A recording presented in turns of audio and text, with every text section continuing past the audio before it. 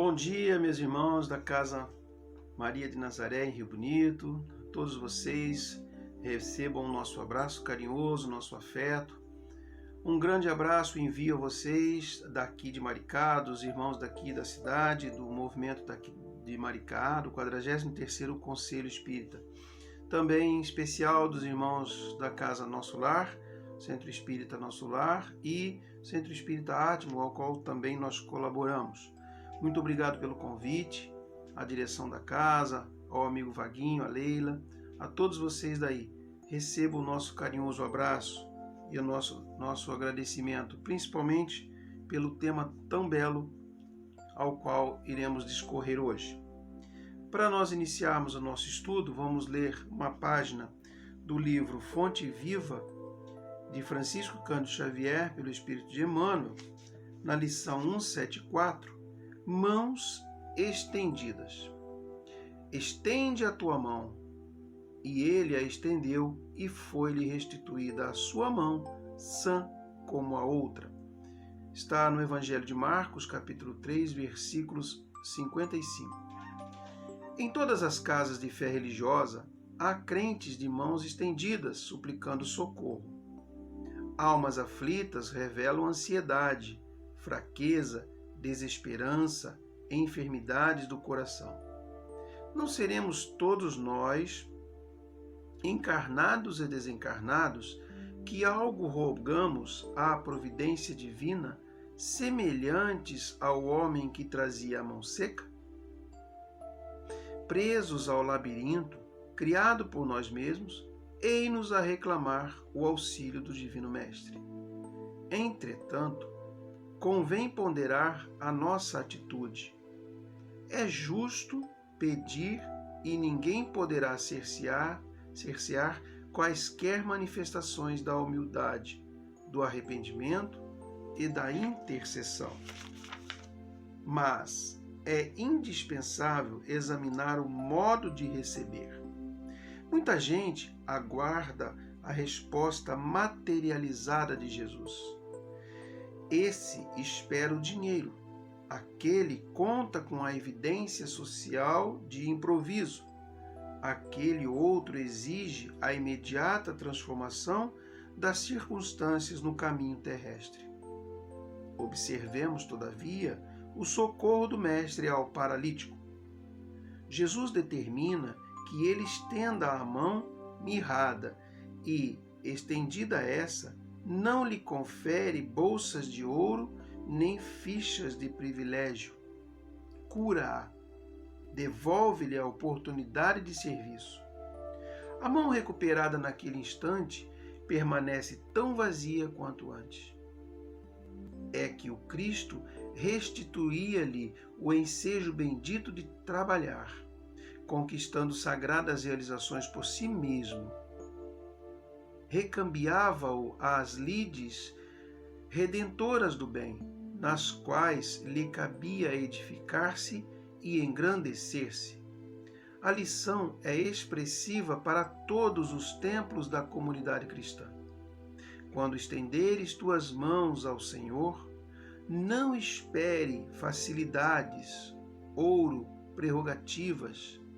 Aprende a receber-lhe a assistência, porque o divino amor te restaurará as energias, mas não te proporcionará qualquer fuga às realizações do teu próprio esforço.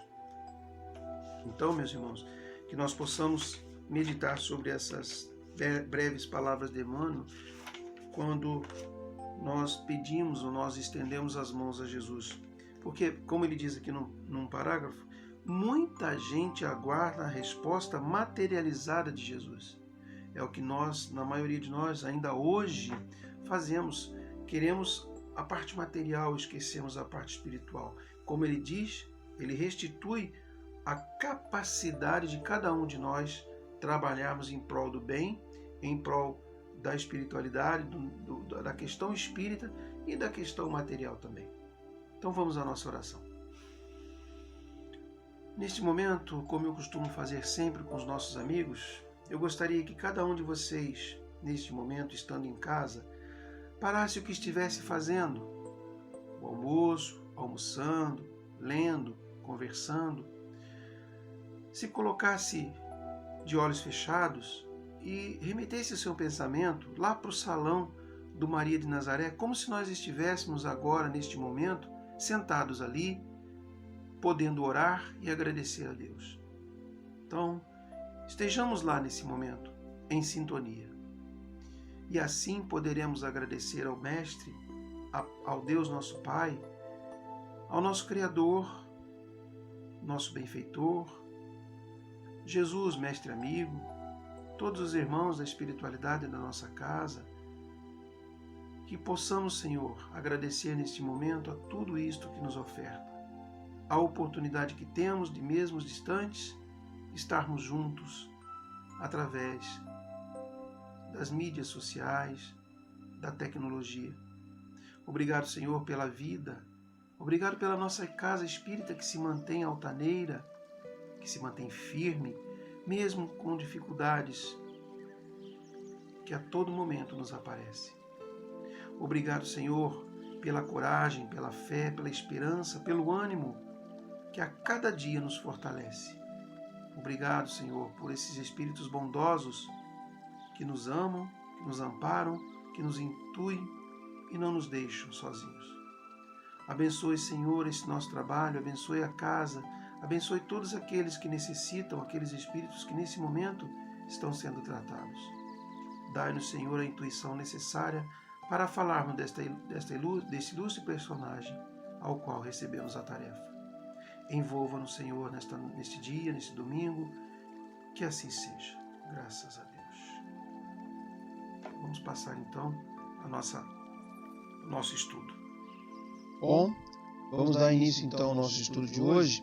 Como nós falamos, vamos tratar de uma personagem ilustre, Dr. Bezerra de Menezes, o missionário do amor, com outros adjetivos que ele tem. Mas o que é um missionário? O que é um apóstolo, né? É aquele que vem mandado em missão. É aquele que vem nos trazer algo de bom, vem nos impulsionar, vem trazer algo a mais para que a gente possa melhorar. Então, vamos dar início a esse estudo, lembrando o livro Brasil, Coração do Mundo, Pátria do Evangelho. Mas antes, eu queria mostrar para vocês da onde nós tiramos vários textos desse estudo, além, é claro, de umas pesquisas na internet. Nós tiramos desse livro Bezerra de Menezes, o Médico dos Pobres, do senhor Aquarone, editora Aliança. E também esse livro aqui, Bezerra de Menezes, o Abolicionista do Império, onde ele faz um tratado sobre a escravidão no Brasil e as medidas que convém tomar para extingui-la sem dano para a nação, por ele mesmo, Dr. Adolfo Bezerra de Menezes, ainda encarnado. Este livro é uma apresentação, uma edição e notas de Paulo Roberto Viola, que nós explicaremos mais à frente sobre ele. Bom, mas aí o missionário do amor, como nós íamos falando, no livro Brasil, Coração do Mundo, a Pátria do Evangelho, na sua página 179, na minha edição, tem um pequeno texto, uma passagem, em que Emmanuel traz para a gente e descreve assim: descerás às lutas terrestres com o objetivo de concentrar as nossas energias no país do cruzeiro, dirigindo-as para o alvo sagrado dos nossos esforços. Arregimentarás todos os elementos dispersos com a dedicação do teu espírito, a fim de que possamos criar o núcleo de atividades espirituais dentro dos elevados propósitos de reforma e regeneração. Então, é uma passagem do texto ditada por Emmanuel, de alguém que coloca para Bezerra de Menezes que ele tem que regressar, né, para as lides terrestres, ou seja, reencarnar no nosso país, para que dali ele possa, né, concentrar as suas energias de espírito elevado que é, para nos auxiliar, para nos impulsionar, para nos dar força, nos deixar um legado importantíssimo. E lá na frente, inclusive, ter contato com o Espiritismo. Mas vamos falar no nascimento e vida de um missionário, Na madrugada de 29 de agosto de 1831, agora sábado, né? Fez 29 de agosto, fez aniversário de nascimento, uma estrela da constelação do Cristo desce mais uma vez à Terra para falar e exemplificar o seu amor, sua beneficência, sua caridade para conosco. Numa pequenina localidade do interior do Ceará, uma fazenda mais precisamente, às margens do Riacho do Sangue, hoje uma cidade chamada Jaguaretama, a 211 quilômetros aproximadamente de Fortaleza, reencarna esse espírito de escola para que venha até nós nos auxiliar. E recebe então aqui na Terra o nome de Adolfo Bezerra de Menezes Cavalcante. Este espírito reencarna numa família nobre, com certas posses, mas seu avô e seu pai eram lideranças de um movimento de libertação, conhecido como Federação do Equador. Está lá na História do Brasil, quem tiver mais curiosidade pode pesquisar sobre isso. O que era a Federação do Equador? Era um movimento separatista e revolucionário republicano em Pernambuco e outras províncias que atingiam ali Nordeste, inclusive o Ceará. Sendo que, com o tempo, as forças do Império foram minando esses movimentos e chegam então próximo à família Bezerra de Menezes, onde o seu avô e seu pai, perseguidos, são obrigados a se deslocar com a família Bezerra, então pequeno, para a cidade de Imperatriz, no Rio Grande do Norte. Lá ficam um tempo até as coisas se acalmarem e por volta de 14 anos de Bezerra, ele pode voltar com a sua família para a terra natal, mas decidem ir para Fortaleza e não mais para aquele interior. Ele vai, então, o Dr. Bezerra, estudar no Liceu do Ceará, dirigido então pelo seu irmão, figura também muito nobre e querida naquela cidade. O irmão, então, dirigia esse liceu. Desde muito pequeno, o Dr. Bezerra já se revelava um espírito superior, um espírito determinado, inteligente, assim, uma capacidade muito maior do que os jovens da sua idade, um espírito já amadurecido.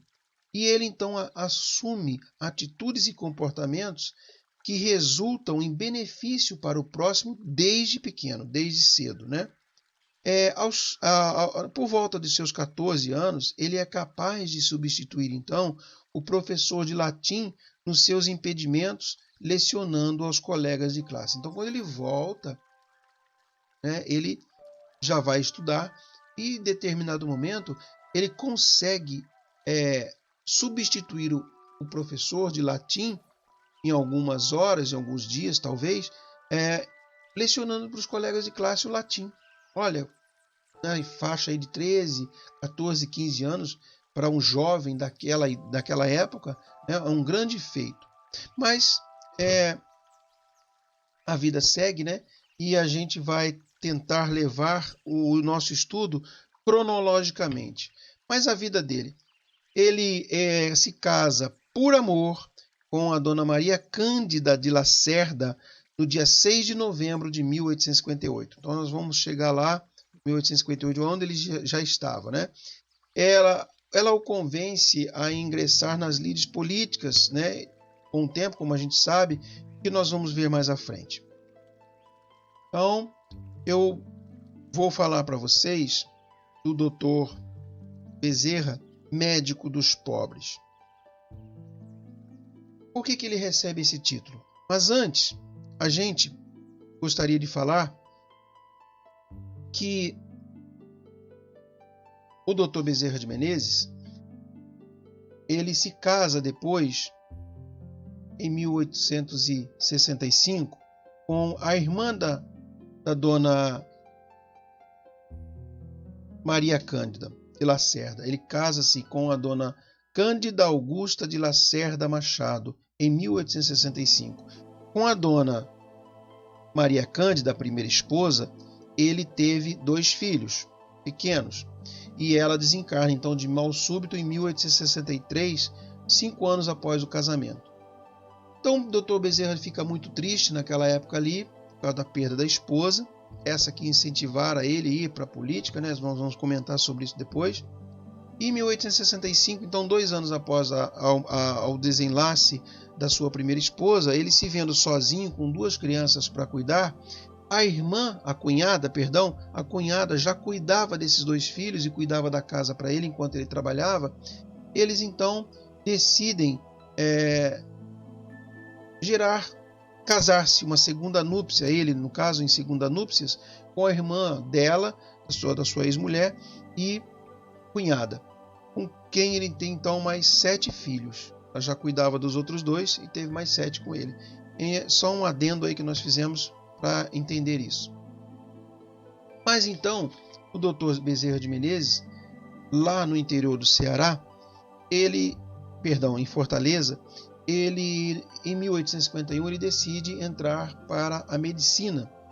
E em 5 de fevereiro, então, ele embarca com destino ao Rio de Janeiro, que na época era a corte, para se matricular na Escola de Medicina do Rio de Janeiro.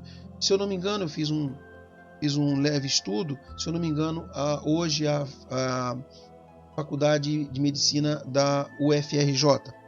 Chegou ao Rio de Janeiro sozinho aos 20 anos, quase sem dinheiro, que os parcos recursos que ele trouxe não daria para sempre, né? Então ele ingressa em novembro de 1852, um ano praticamente depois, na faculdade, né? Ele ingressou em 1851. Em 1852, quase um ano depois, ele ingressa como praticante interno no Hospital da Santa Casa de Misericórdia, no Rio de Janeiro. Ele doutora-se em medicina em 1858, pela mesma Faculdade de Medicina do Rio de Janeiro. Por que médico dos pobres, então? Então aí tá, ele vem, se forma médico e aí começa o seu trabalho. Então ele monta um escritório no centro do Rio de Janeiro com um colega de faculdade. E eles começam então a medicar ali. Eles têm uma boa clientela de início, muito boa clientela, os 2 médicos. Então eles começam a dividir, né, os custos daquele prédio, daquilo tudo ali e os seus lucros. Só que tinha um porém. O Dr. Bezerra de Menezes, ele tinha já aquele dom de espírito missionário, né? Ele já veio com isso. Então aqueles que não podiam pagar, os pobres, ele não cobrava.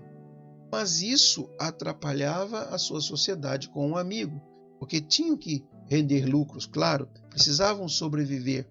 Mas ele nunca falou em dinheiro com pessoas que não podiam pagar. E aí, então, em 1858, antes de entrar para a política, um velho mestre da faculdade, o Dr. Manuel Feliciano Pereira Carvalho, então cirurgião-mor, que era o principal cirurgião do Exército Brasileiro, o convida para ser seu assistente cirurgião. E o Dr. Bezerra de Menezes passou então a ser das fileiras do Exército Brasileiro.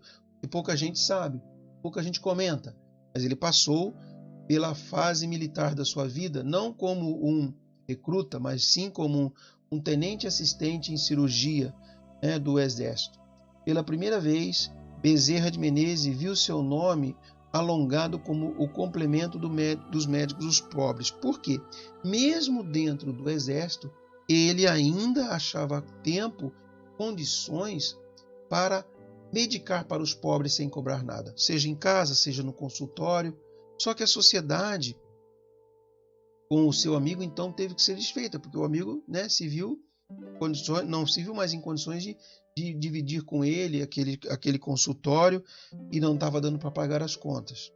Então eles desfazem essa sociedade e ele prossegue sendo cirurgião do Exército então.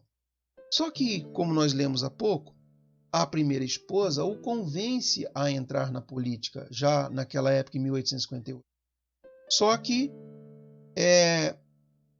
a questão desse impasse com o Exército, por quê? Porque naquela época, e até pouco tempo atrás, não podia ser um militar, não podia ser da classe política. Ou ele escolhia ser militar ou escolhia ser político. Então ele tinha que abrir mão de um lado. E a mulher o convence, então ele resolve a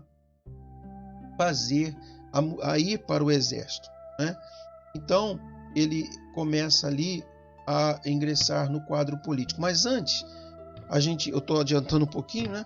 A gente tem que ler uma passagem dele, quando ele fala sobre o sacerdócio de ser médico dos pobres, o médico, né? O sacerdócio da medicina.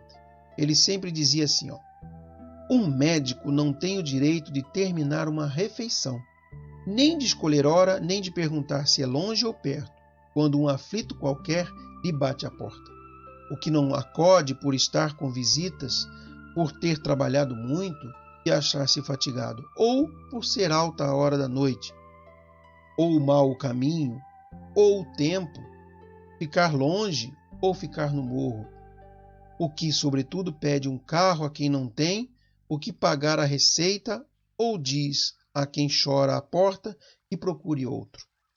Esse não é o médico, é negociante de medicina, que trabalha para recolher capital e juros dos gastos da sua formatura.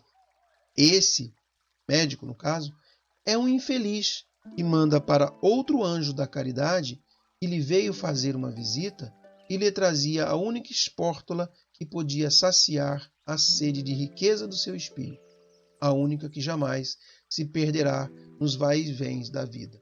Então, o que ele diz aqui? Que o médico não tinha direito de terminar uma revisão para depois ir atender.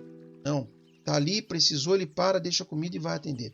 O médico não pode escolher hora, não pode escolher tempo, o tempo está chuvoso, se está sol, se está frio, ele não precisa. Se é no morro, se é embaixo na cidade, como é que ele vai pedir um táxi, cobrar um táxi de quem está solicitando ajuda se a pessoa não tem nem o que comer direito? Então, ele fala aqui que o médico que não faz isso é um negociante de medicina, não é um médico, né, que procura somente recolher capital, ganhar dinheiro e juros dos seus gastos com a formatura.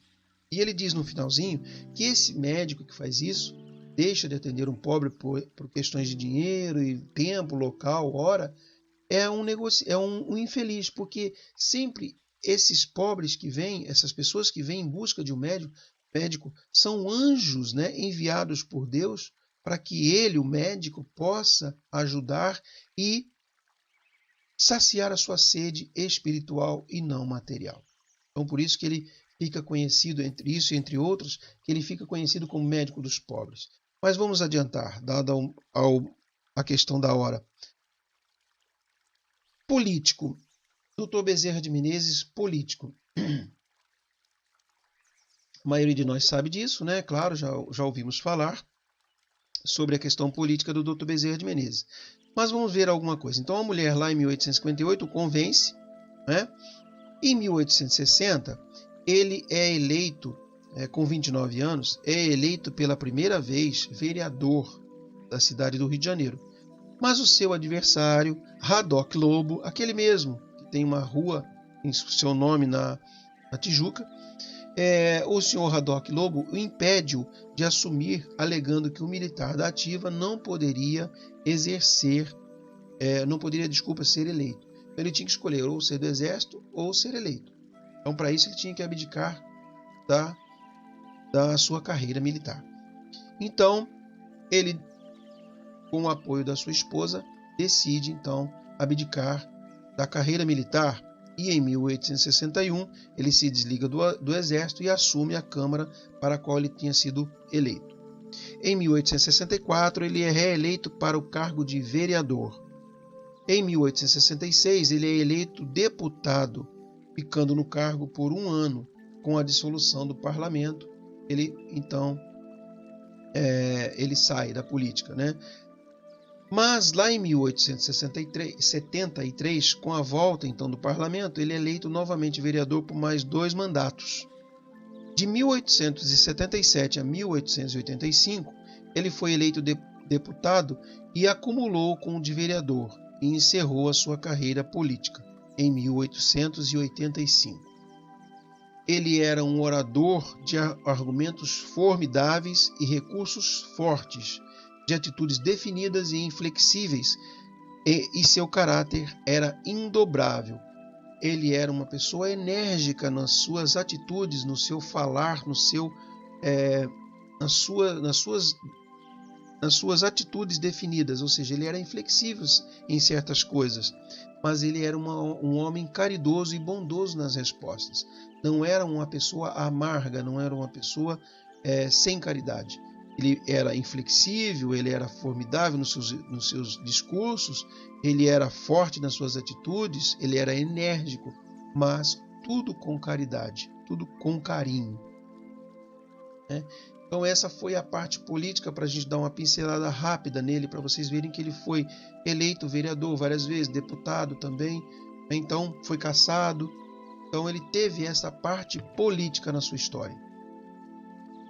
Mas por que apóstolo do Espiritismo? Ele também é conhecido como apóstolo do Espiritismo. Como nós lemos lá no início, apóstolo ou missionário é aquele que vem com uma missão. Então, ele veio com essa missão também preparada para ser um apóstolo do Espiritismo, um missionário, aquele que veio dar um impulsionamento àquele momento em que o Espiritismo vivia, principalmente no Brasil, que nós vamos ver agora. Desculpem. Em 1875, então ainda como político, um conhecido espírita, o Dr. Joaquim Carlos Travasso, que frequentava o primeiro centro espírita do Rio de Janeiro, de nome Confúcio, o centro espírita. Esse centro espírita infelizmente durou 3 anos somente. Ele deu um livro de presente para o Dr. Bezerra de Menezes, eram amigos. Então ele entregou aquele livro para o Dr. Bezerra de Menezes. Este, ao pegar o bonde à noite para sua casa, ele sentou no bonde, olhou para aquele livro e viu o Livro dos Espíritos. Se espantou, o católico que era. Pensou, leio ou não leio?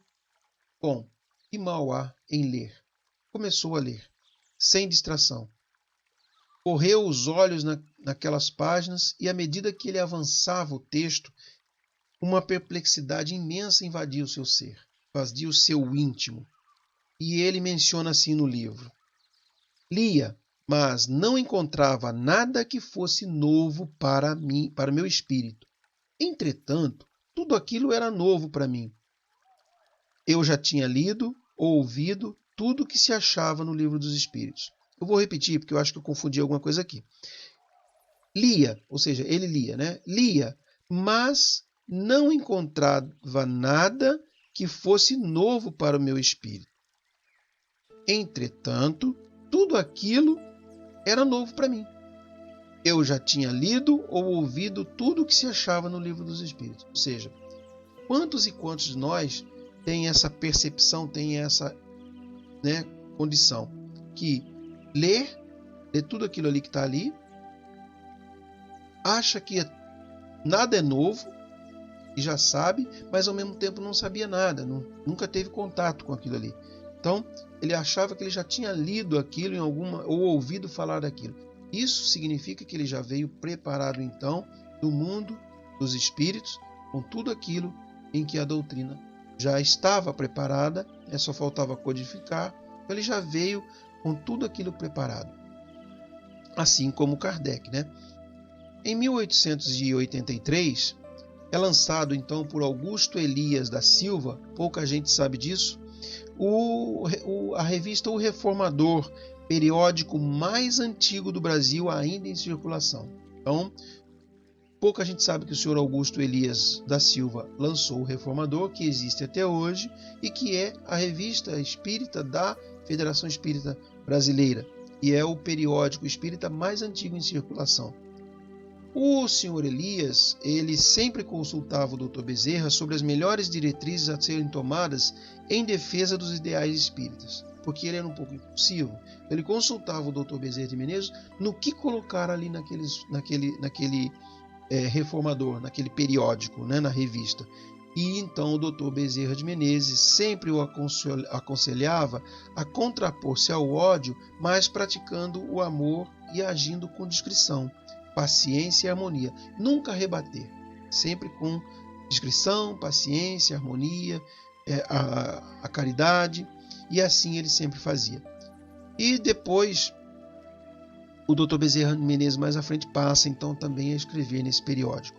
Mas em 1884, um ano depois, esse mesmo Augusto Elias da Silva, que fundara o Reformador, funda com outros amigos, mas a ideia inicial dele, ele funda a Federação Espírita Brasileira, ali na Senhora dos Passos, o prédio ali construído então depois ali. Então ele funda a FEB em 1884. Em agosto de 1886, aos seus 55 anos, num auditório com cerca de 2.000 pessoas, que ouviu Dr. Bezerra de Menezes em silêncio, emocionado, a falar a sua palavra de ouro, de eminente político que era, mas ele vai e proclama aos 4 ventos a sua adesão ao Espiritismo. Muitos se espantaram com aquilo, muitos o deixaram de lado, como nós vimos no filme Bezerra de Menezes, Então ele passa a ser esse orador espírita a partir daquele momento ali. Ele já era praticante do espiritismo, mas então a partir daquele momento ele declara a todos a questão de ser espírita. Nós vamos passar agora a ser o unificador dos espíritas, por isso mesmo um dos apóstolos, por isso mesmo os adjetivos apóstolos do espiritismo, mas eu gostaria que vocês prestassem atenção nessa frase: solidários somos união, separados uns dos outros seremos pontos de vista, juntos alcançaremos a realização de nossos propósitos. Isso são palavras de Dr. Bezerra de Menezes, já no auge de sua vida ali como espírita. Essa frase é utilizada até hoje no movimento espírita brasileiro como uma frase de unificação do movimento. Nós tivemos contato com isso lá atrás, há alguns anos, sobre a unificação do movimento espírita no Rio de Janeiro, e essa frase era muito dita, muito falada até hoje. Mas unificador dos espíritas, por que isso? Em 1889, Dr. Bezerra de Menezes ele foi convidado por todos aqueles que compunham então a diretoria da FEB, as suas assembleias, como ele foi percebido por todos aqueles como a única pessoa capaz de unificar o movimento espírita, que já naquela época havia algumas divisões. Então ele era o único capaz, na visão daqueles homens, de superar essas divisões no movimento espírita brasileiro. Rachas mesmo, Então, ele assume pela primeira vez por um ano, mas ele se afasta depois por um tempo. E tão complicado que era a situação. Ele fica um ano, mas depois ele se afasta. E a segunda eleição dele é de 1895 até ele desencarnar em 1900. Mas ele, vendo as discórdias na instituição, na FEB, no movimento espírita brasileiro, ele se aprofunda mais, e na sua segunda assunção de presidência da FEB, ele luta ainda mais pela união dos espíritos, colocando todo o seu conhecimento, todo o seu amor, todo o seu caráter, toda a sua fraternidade em prol daquele movimento. E então se torna o patrono do espiritismo, da União dos Espíritas no Brasil. Ele assume essa presidência e consegue reduzir então as proporções de dispersão generalizada que até então era muito prevalecente na FEB, e no movimento. Se ele não conseguiu equacionar os gigantescos problemas com que se deparou, que eram muitos e ainda são, mas ali naquela época então a dissidência era muito maior, pelo menos ele evitou que nós hoje tivéssemos grandes dificuldades. Ele conseguiu, ele evitou que naquela época se alcançasse uma maior amplitude essas divergências, esses rachas, essa divisão, o que fez então até o início de 1900. Ele lutou muito por isso. Por isso, unificador dos espíritas, apóstolo dos espíritas. Mas vamos prosseguir. Está aí uma questão que eu aprendi, que eu vi, né? Que eu pesquisei, encontrei e fiquei muito grato, pois eu não sabia. Pouca gente sabe disso. O empresário Bezerra de Menezes. Interessante. Vamos ver. Cronologicamente, como eu falei, em 1870, ele foi sócio fundador da Companhia Estrada de Ferro Macaé Campos. Eu nem sei se ela existe, eu procurei ver, mas eu acredito que ela não exista mais. Ele foi então sócio fundador, um dos fundadores dessa Estrada de Ferro Macaé Campos, que hoje, né, a questão do petróleo, naquela época não, naquela época era muito a cana-de-açúcar, pelo que eu pude pesquisar. Então, ele foi sócio fundador dessa companhia de Estrada de Ferro.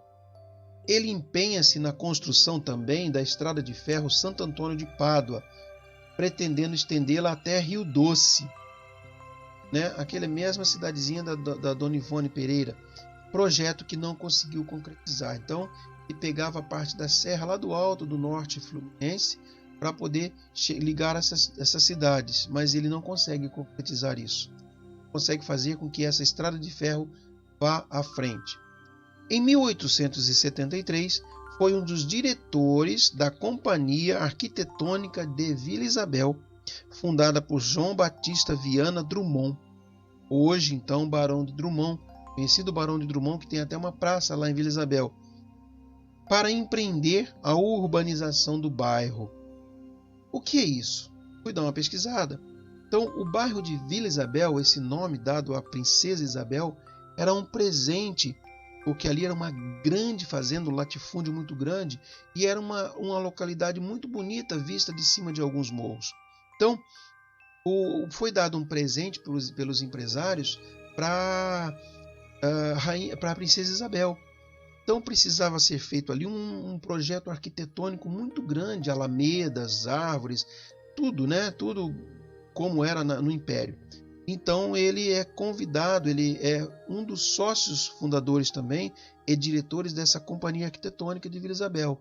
Aquela mesmo que hoje tem a Boulevard 28 de Setembro, tem aquela praça lá no final da 28 da Barão de Drummond, que leva o nome do Barão de Drummond, que é esse engenheiro da época, esse arquiteto. Então, tudo aquilo ali, Bezerra teve participação também. Pouca gente sabe.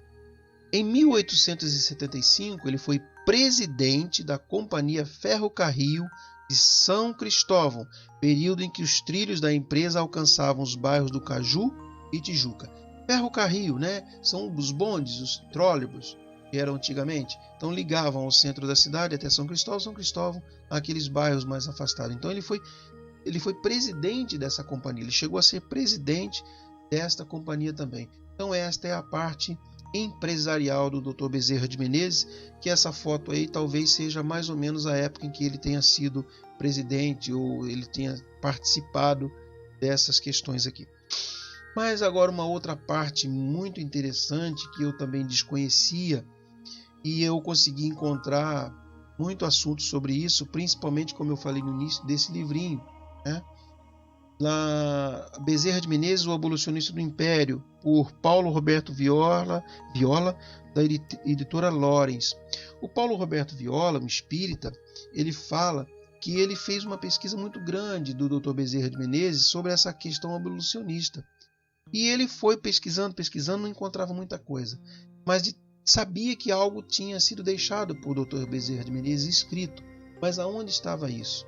Até que então ele conseguiu, na Biblioteca Nacional, aqui do Rio de Janeiro, ele conseguiu lá jogado num canto, como ele mesmo descreve no livro, no meio de caixas, mofando, livros com umidade, ele consegue encontrar isso e leva até então a uma pessoa que cuida dos livros ali, uma bibliotecária, que o auxilia, né, e cede então para ele poder fazer esse livro, tirar algumas gravuras, alguns textos, e ele reproduz aqui a maioria desses textos. Então a obra, uma relíquia, como ele mesmo fala, estava perdida e conseguiu, graças a Deus, recuperar. Mas vamos a esse abolicionista, o Dr. Bezerra de Menezes.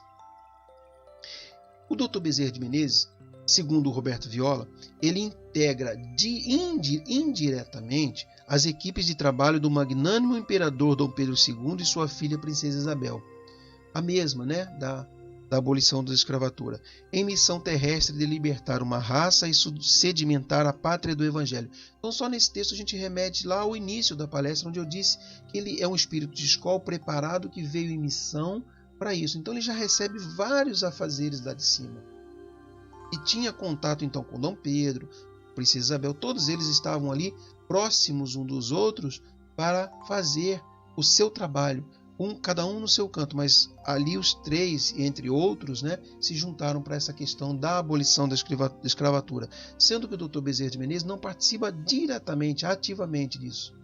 E talvez se especule se o Dom Pedro II e a Princesa Isabel tenham recebido esse tratado dele. Creiamos que sim. O Roberto Viola fala isso no livro, depois vocês dão uma pesquisada nesse livro. Ele publica o livro, então, como eu mostrei, A Escravidão no Brasil e as medidas que convém tomar para extingui-la sem dano para a nação, de 1869. É uma obra histórica.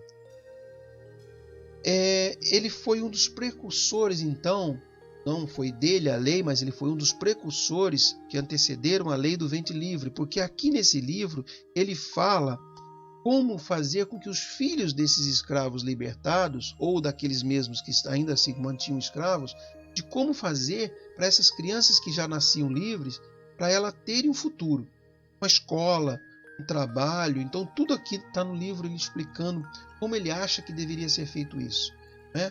As meninas, ele pensa nas meninas também, para aprender os afazeres de casa, ou de costura, ou de outra coisa, para não terem, né, que voltar depois, quando adultos, é claro, a serem escravos. São livres no início, depois terminam como escravos. Então ele não entendia, ele não concebia isso. Ele buscou também os caminhos metafísicos e não emocionais para conter essa lepra social, ou seja, a escravidão. Então, nesse livro, ele busca os caminhos metafísicos, né? A questão da ciência até, para não entra no campo emocional. Né, temos que fazer isso porque eles são... Não, ele busca a racionalidade para falar da abolição e combatê-la. Ele optou em apresentar a sua proposta por fundamentos da razão, então racionalmente, né? Sem emoção, 6 anos antes de optar pelo espiritismo. Então olha só, a caridade, a fraternidade já estava nele, intrínseca no seu espírito. 6 anos de ser espírita, ele já tinha essa condição de fazer esse trabalho, né? E ele preocupa-se então em libertar os escravos, não só da escravidão, mas também propor essa regeneração moral da raça na pessoa de seus membros, ou seja, que eles deixassem de ser escravos, mas tivessem um trabalho, que não adiantaria nada se eles não tivessem um trabalho, porque eles mesmos iam se vender novamente através de comida, por meio de comida, para poder ter seu sustento. Então ele se lança nesse projeto de amor e procura contornar com argumentos e evidências os ímpetos daqueles altos interesses.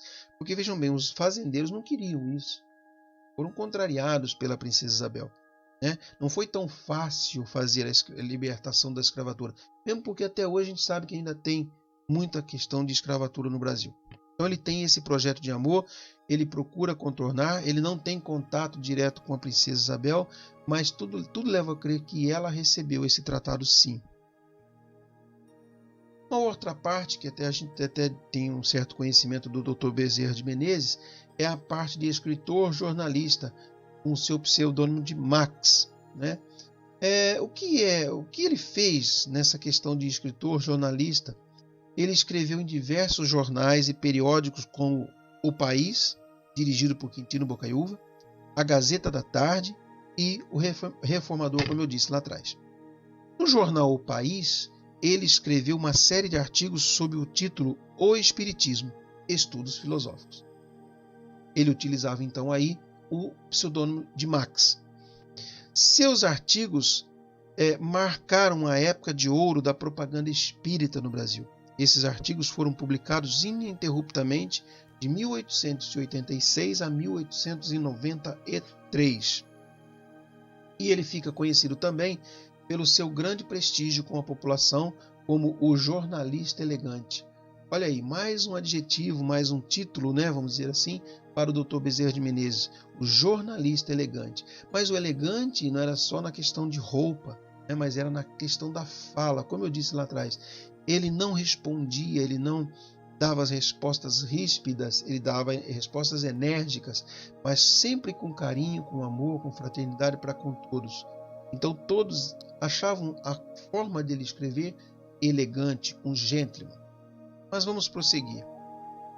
Sua volta ao mundo espiritual. Tudo que é bom dura pouco, como diz o ditado, né? Então ele fica pouco tempo, praticamente, conosco na Terra, seus 60 e poucos anos.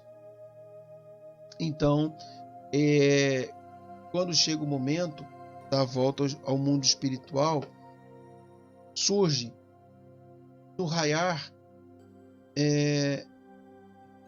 de um crepúsculo de um dia, 1º de janeiro, do iniciar de uma nova era, de 1900.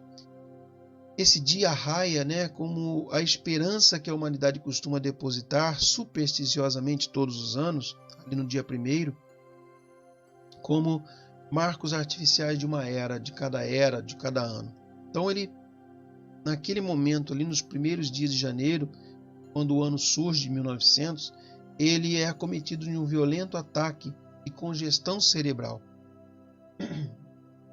o que o prostrou no leito pobre de onde ele jamais iria poder levantar-se. Então ele ainda ali, né, já afastado da política, mas como um espírita, como presidente da FEB, e ele então é acometido desse violento ataque de congestão cerebral, um AVC, hoje nós chamamos, e que ele fica então no leito de sua cama, né, sem mais se levantar até o seu desencarne.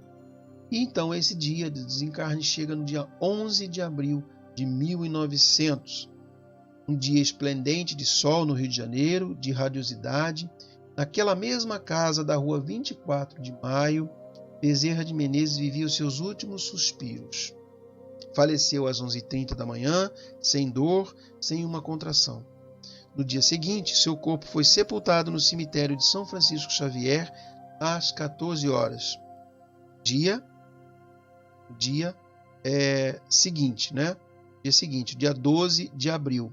Falando isso, repetindo isso, porque olha que questão interessante. O enterro do corpo de Bezerra Menezes foi uma grande apoteose, um grande cortejo foi no seu enterro.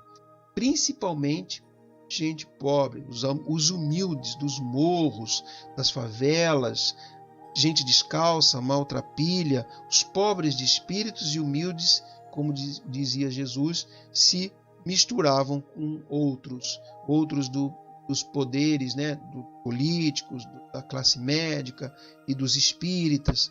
Então, toda essa gente foi ao seu enterro naquele 12 de abril de 1900 no cemitério São Francisco Xavier. Todos queriam dar um último adeus e choravam, como se estivesse distanciando de um ente querido. Muitos diziam que ele foi amigo, irmão, verdadeiro médico dos pobres, Kardec brasileiro, olha, outro adjetivo, né? Apóstolo do Espiritismo, apóstolo da caridade, foi o grande missionário, unificador do movimento espírita no Brasil, médico dos pobres, como já dissemos lá atrás. Só que um dado interessante, como eu falei para vocês, eu repeti, ele foi enterrado às 14 horas no dia 12 de abril de 1900, mas naquele dia era o dia habitual das reuniões mediúnicas da FEB. E, como ele dizia, ele não queria que nada mudasse só porque ele não estava mais ali. Então eles decidiram que haveriam, claro, aquela reunião na FEB. E então, 24 horas após o seu desenlace, poucas horas após o seu enterro, essa sessão acontece à noite, né, na FEB. E todos que delas ali estavam se participando tiveram uma uma grande oportunidade de ouvir pela mediunidade de Frederico Pereira da Silva Júnior a palavra querida do espírito do nosso Bezerra de Menezes. Sua mensagem foi longa e nela, mais uma vez, humildemente agradeceu a Deus, a Jesus e à Virgem Santíssima as bênçãos divinas que misericordiosamente recebia na pátria espiritual. Então ele havia sido recebido por Maria, pelos espíritos bondosos, e na sua volta ao mundo espiritual, e naquela mesma noite do seu enterro, 24 horas após o seu desenlace, ele, como um espírito evoluído, pôde dar uma comunicação. Essa comunicação é bem grande, ela está na internet. Se vocês colocarem lá mensagem dada por Bezerra de Menezes após 24 horas do seu falecimento, através do médium Frederico Pereira da Silva Júnior, vocês vão encontrar. É uma linda mensagem, muito interessante, muito significativa. Então ele volta ao mundo espiritual. Bom, meus irmãos, a gente apresentou a vida desse apóstolo, médico dos pobres, mas a gente queria deixar para vocês ainda livros de autoria do Dr. Bezerra de Menezes. Esses primeiros aqui são ainda em vida, encarnado. Então ele deixou alguns livros: A Doutrina Espírita como Filosofia Teogônica, A Loucura sob um Novo Prisma, Os Carneiros de Panúrgio, Espiritismo, Estudos Filosóficos. Já tive um contato com esse livro, não li todo ainda. Os Mortos que Vivem, Segredos da Natura, A Pérola Negra, O Evangelho do Futuro, Lázaro o Leproso, já comecei a ler também, mas parei.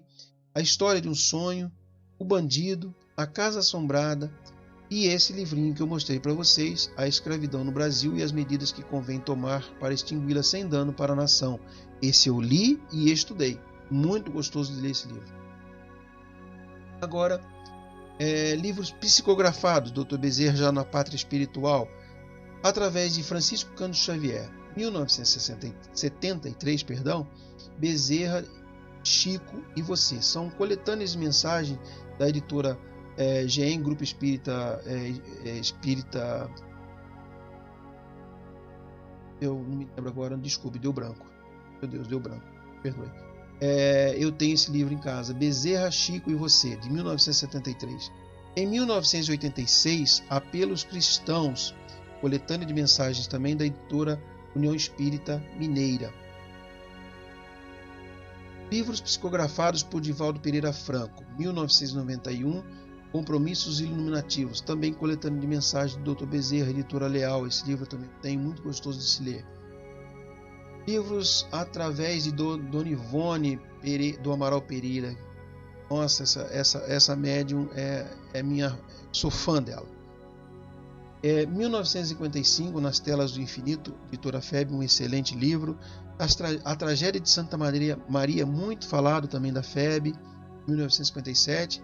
E 1964, Dramas da Obsessão, ótimo livro também da FEB.